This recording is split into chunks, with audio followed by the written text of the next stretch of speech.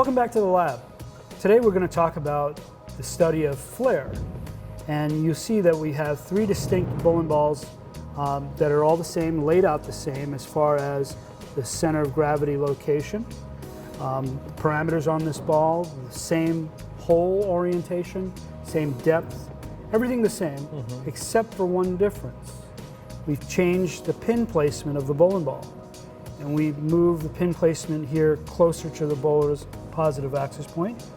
And here we've moved it the furthest away from the positive axis point, and one in the middle. So, Tom, talk a little bit about flare. What does really flare do to a bowling ball when we see it going down the lane?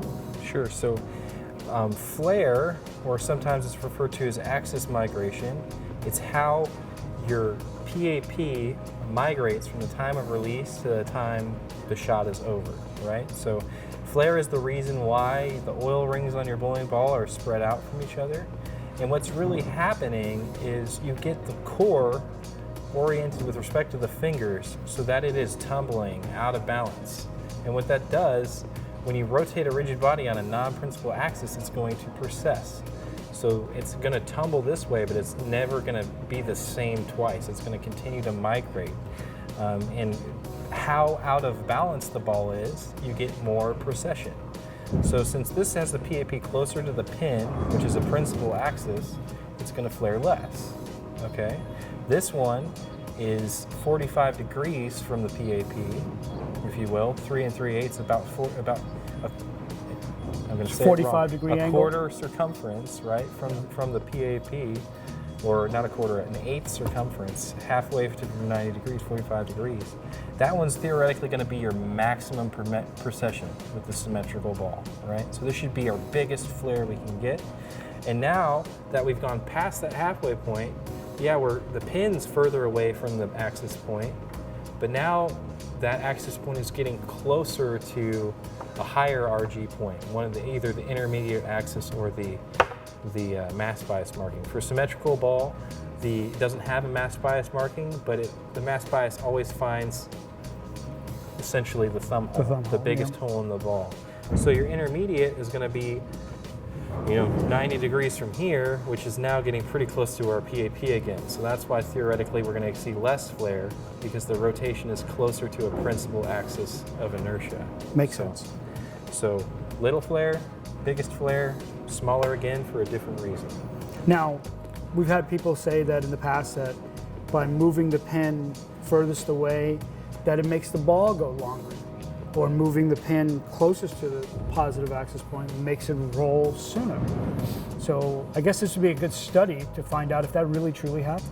Well, if you think about the RG value of your PAP, when the pin is closer to your PAP, that RG value of your PAP is lower, right?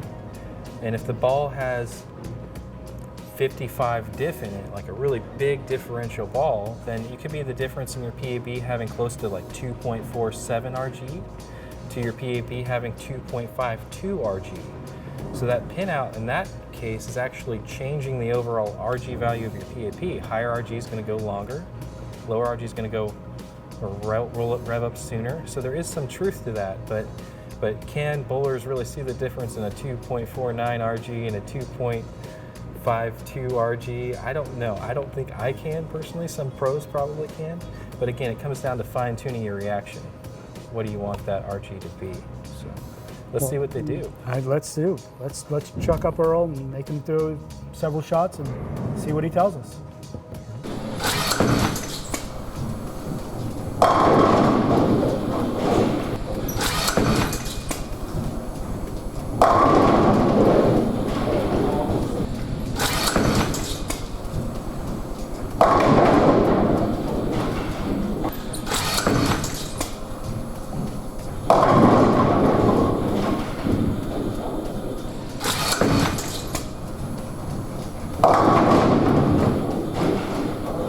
So Tom, we've rolled several shots with our unique balls here. Different pin distances, 2-inch pin, 3 3/8, 4 3/4. And we could see a distinct difference in the size of the flare now. But as far as the dynamics, not so much different. Let's expand on that a little bit more.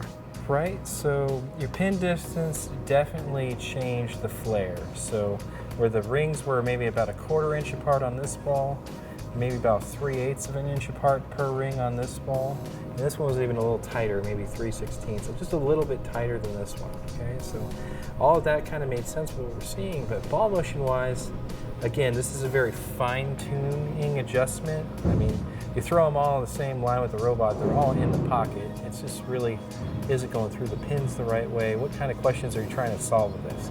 It's not going to be like, oh, I've got to move 6 boards when I switch from a 2-inch pin to a 3 3/8 inch pin with the same exact bowling ball. No, it's not what we saw by any means. Very, very fine-tuning adjustments, but you do get that flaring separation. And you can get a more drastic difference if you go from a ball that has flaring separation to a ball that has flaring overlap. So if we took this 2-inch down to a 1-inch or a 0-inch, a 0-inch won't even flare, and you just pick up a ring of oil and it'll go dramatically longer out of the pattern than a ball that is flaring. So just because we didn't see a dramatic difference between 2 inches and 4 3/4 doesn't mean if we went another inch or so further that maybe we'd see a bigger difference on the lanes. But again, just fine-tuning adjustments, controlling how much of the ball's built-in flare potential you're going to use when you actually drill it.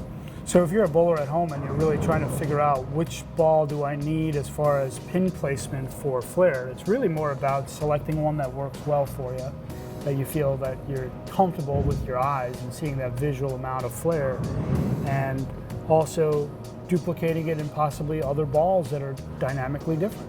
Different Right. RG, or different differential, but keep that flare amount the same. Right, so as a bowler, you kind of have 2 options to go for flare. You could get a big differential bowling ball, and you could drill a 1-inch pin and a 4-inch pin, a 1-inch pin and a 5-inch pin. And those 2 balls would have different flare from each other. Or you could take a layout you're comfortable bit with and put it in a 20 differential ball, a 40 differential ball, and a 55 differential ball.